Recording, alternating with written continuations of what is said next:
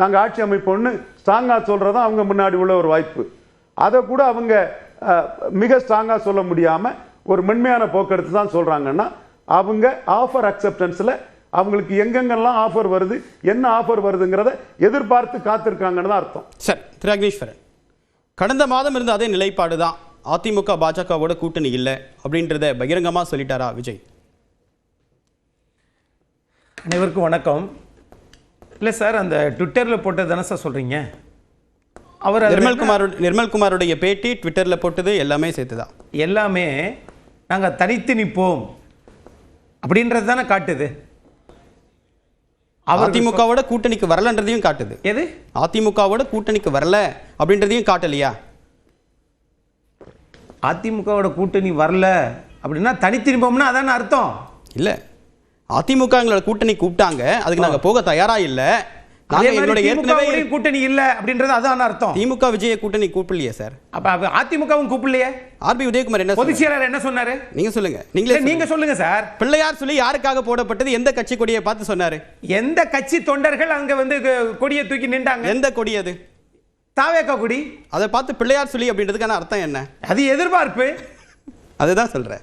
எங்க தமிழ்நாடு முதலமைச்சர் ஓபிஎஸ் அவர்களை காலையில பார்த்துட்டு சாயந்தரம் பார்க்கிறது எதிர்பார்ப்பா, மரியாதை நிமித்தமா? ஓபிஎஸ்ஓ முதலமைச்சரோ வாயை திறந்து பிள்ளையார் சொல்லி போடப்பட்டது, ஆமாம் கூட்டணி குறித்து பேசுறோம், இதோ எங்கள் கூட்டத்தில் தாவேக்காவுடைய கொடி இருக்குன்னு கை காமிச்சு பேசினாங்களா? ஓபிஎஸ் அவர்கள் 2 நாளைக்கு முன்னாடி என்ன சொல்லிருக்கிறாருன்னா திமுக தான் திரும்ப வெற்றி பெறும் சொல்லியிருக்கிறாரு. எப்படி அவர்கள் பலமாக இருக்கிறார்கள் அப்படின்னு எப்படி சொல்றாரு? எதை வச்சு சொல்றாரு சொல்லுங்க சார். அது மாதிரி தான் 1949 ஆரம்பிச்ச திமுக முதல் தேர்தல் 52 நடக்குது. 52 ஏப்பா திமுக நிக்கலன்னு சொல்லி அன்னைக்கு காங்கிரஸ் கேட்கலைங்க. 57 தான் திமுக நிக்குது. அது மாதிரி தான் அவர்கள் எதிர்பார்ப்பு என்பது வேற. அவர்கள் ஆசைப்படலாம், அந்த ஆசைகள் நடக்கலாம், நடக்காமல் இருக்கலாம். அதற்கெல்லாம் யாரும் வந்து பொறுப்பாளியாக மாற முடியாது. ஆனால் மக்களுடைய எதிர்பார்ப்பு என்ன அப்படிங்கிறது தான் இங்க களத்தில் எதிர்பார்க்கிறோம். நீங்கள் தனித்தனியாக நின்றால் திமுகவை வீழ்த்த வேண்டும் அப்படின்னு சொல்லக்கூடிய எல்லாருமே அதிமுக தலைமையில் பெரும்பான்மை ஆட்சி அமைக்க முடியும். ஆனா திமுக தனியா நிக்குதா? இல்ல, அவங்க மட்டும் ஒன்னு சேர்ந்து நிக்கிறாங்களே. ஆகவே திமுக ஆட்சி அகற்றுவதற்கு தனியாக இருப்பவர்கள் நாம் தமிழர் சீமான் அவர்கள் எந்த கூட்டணியால சேர போறாரா? இல்ல. ஆனா யாரை எதுக்குறாரு? திமுகவை எதுக்குறாரு. தாவேகா தனிச்சுதான் நிப்போன்றாங்க. யாரை எதுக்குறாங்க? திமுகவை எதுக்குறாங்க. ஆனா தனியா தான் நாங்க முதலமைச்சராக போறோன்றாங்க. அதிமுக யாரை எதுக்குறாங்க? திமுகவை எதுக்குறாங்க. ஆனால் அதிமுக தனியாக கூட்டணியை அமைத்திருக்கிறது. அதிமுக, பாஜக, தமாக இது போன்ற இன்ன பிற கட்சிகள் இருக்கத்தான் செய்கிறது. ஆனா ஒற்றை நோக்கமுடைய கட்சிகள் எல்லாம் ஒன்னு சேருங்கப்பான்னு தெரியும் மாண்புமிகு எதிர்க்கட்சி தலைவர் எடப்பாடி பழனிசாமி சொல்றாரு. ஆனா ஹவுஸ்ஃபுல் போட்ட திமுகவே இன்னும் யாரு வேணாலும் வாங்கப்பா அப்படின்னு எதிர்பார்ப்பு திமுகவுக்கே இருக்கிற போது அதிமுகவுக்கு இருப்பதில் எந்த விதமான தவறும் இல்லை. தாவேக்காவுடைய இந்த நிலைப்பாடு நாங்க தனித்து தான் போட்டிடுறோம் உங்களுடைய பார்வையில் சொன்னோம் அப்படின்னா அதிமுக பாஜக கூட்டணிக்கு அது ஒரு பின்னடைவா? எந்த பின்னடைவும் கிடையாது. எந்த பின்னடைவும் கிடையாது. என்ன நீங்கள் தனித்து நின்று முதலமைச்சராக முடியுமா என்று கேட்டால் அதுவும் கேள்விக்குறி. சரி, தமிழ்நாட்டில் 69,000 பூத்துகள் இருக்கிறது. தமிழ்நாட்டில் 2024 தேர்தலில் எலிஜிபிள் ஓட்டர்ஸ் 6,23,00,000. இப்ப 6,39,00,000. ஆனா 2024 30% பேர் வாக்களிக்கவே இல்லைங்க. அந்த 30% பேரை யார் தன் பக்கம் ஈர்க்கிறார்களோ அந்த கட்சி தான் திமுகவை ஆட்சி விட்டு அகற்ற முடியும். அப்படிதான் நான் பார்க்கிறேன். இன்னைக்கு பாட்டாளி மக்கள் கட்சி 2 துருவங்களாக இருக்கிறது. எந்த துருவம் எந்த பக்கம் என்பது எப்பா எங்களுக்கு வேண்டாம், பாட்டாளி மக்கள் கட்சி எங்களுக்கு வேண்டாம் அதிமுக சொல்லுதா? பாட்டாளி மக்கள் கட்சியினுடைய ஐயா மருத்துவர் ராமதாஸ் ஐயா அவர்கள் தமிழ்நாடு முதலமைச்சரை புகழ்ந்து பேசலையா? அது வேண்டான்னு சொல்றாரா? அதிமுக கூட்டணிக்கு வந்துரும்னு பாமக சொல்லிச்சா? எது?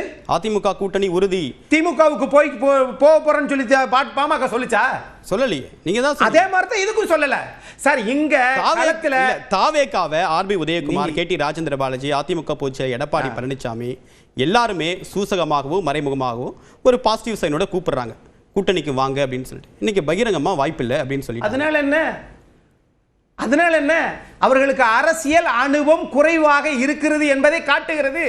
பேரறிஞர் பெருந்தகை அண்ணா எவ்வளவு பெரிய ஆளு, தனி மனிதனாக வந்து ஒரு காங்கிரஸ் பேரியக்கத்தை வேரோடும் வேரடி மண்ணோடும் அகற்றியதற்கு ஒரே காரணம் பேரறிஞர் பெருந்தகை அண்ணாவினுடைய அறிவாற்றலும் அவருடைய நாவன்மையும் தான். அப்படிப்பட்ட அண்ணாவே இருவேறு திசைகளில் பயணித்த மூதறிஞர் ராஜாஜி 500 ஆண்டுகளுக்கு பிறகு அப்படிப்பட்ட ஒரு பேரறிஞர் இந்தியாவுக்கு கிடைத்தார்னு வெள்ளக்காரங்க மவுண்ட் பேட்டன் பிரபுக்கு பிறகு அவரை உட்கார வச்சிருந்தாங்க. அதனால தான் சுதந்திரத்துக்கு பிறகு இலாக்கா இல்லாத மந்திரியாக முதல் மனிதராக ஐயா மூதறிஞர் சேலத்துக்கார் ராஜாஜி இருந்தார். அதற்கு பிறகு திரு முரசொலி மாறன் இருந்தார். அது மாதிரி ஒரு சார் நீங்க எதிர்பார்க்கிறதெல்லாம் சொல்லி எப்பா அதிமுக கூட்டணி வராது அவ்வளவுதானா அப்படின்னு பதில் சொல்ல முடியாது. மூதறிஞர் ராஜாஜியே மூதறிஞர் சொல்லி முடிச்சிடுறேன். சொல்லுங்க. சரி சார், நீங்க கேளுங்க சார், தொடர்ந்து கேள்வியை கேளுங்க, நான் மொத்தமா பதில் சொல்றேன், கேளுங்க. இல்ல நீங்க சொல்றது நான் கேக்குறேன், நான் கேள்வி கேட்கறத நீங்க கேட்க மாட்டீங்க. அதிமுக எவ்வளவு பலமான ஒரு கட்சி, பாரம்பரியமிக்க கட்சி நீங்க சொல்றீங்க.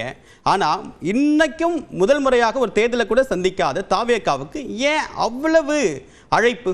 தலைமையிலிருந்து அடுத்தடுத்த 2ஆம் கட்ட தலைவர்களுக்கு மாறி மாறி அழைப்பு விட்டதுக்கான காரணமே இப்ப வரல அப்படின்னு சொன்னதன் மூலமாக, வரலன்னா பரவாயில்ல அப்படின்னு ஏன் போறீங்க?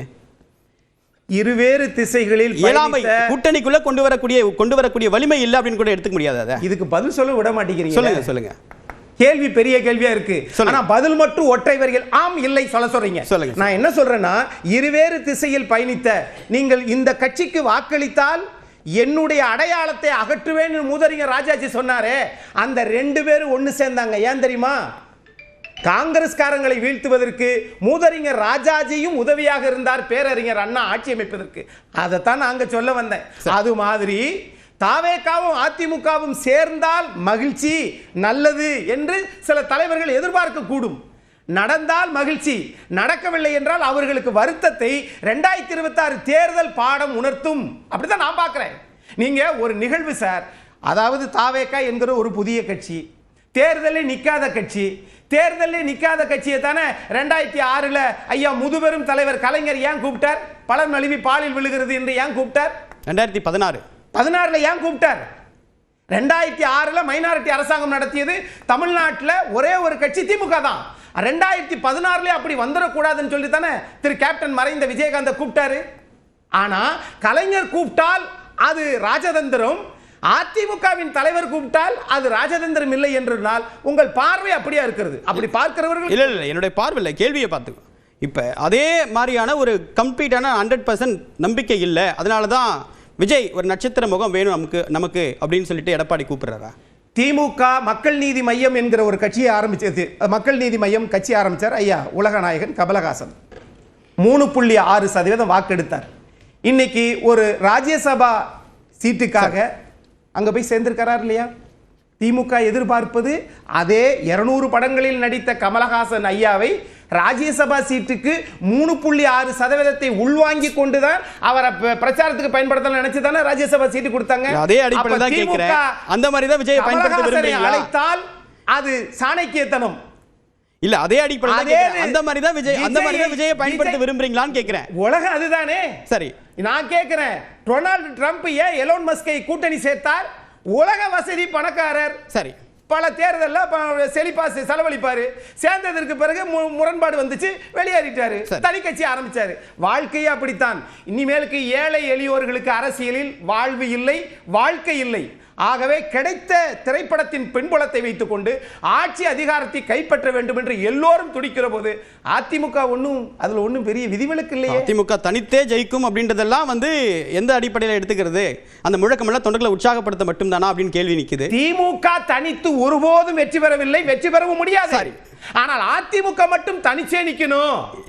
நின்றுக்கு அதிமுக தலைவர்கள் தான் சொல்லிருக்காங்க. சரி, அதான் சொல்றேன். இதே கேள்வியை திமுக யாரும் கேள்வி கேட்க மாட்டேங்கிறாங்க. எல்லா களத்திலையும் எல்லாத்தையும் கேள்வி கேட்போம், கேட்க மாட்டேங்கிறாங்க. சரி, ராமசாமி மையப்பன், அதிமுக பாஜக கூட்டணி ஒரு மக்கள் விரோத கூட்டணி, அதனுடன் கூட்டணி அமைப்பதற்கு வாய்ப்பே இல்லை அப்படின்னு கடந்த செப்டம்பர் 27ஆம் தேதி ஒரு கிளாரிபிகேஷனை விஜய் கொடுத்தாரு நாமக்கல்ல. இப்போ அதே நிலைப்பாட்டில் தான் நாங்கள் இருக்கோம் அப்படின்னு சொல்றாரு.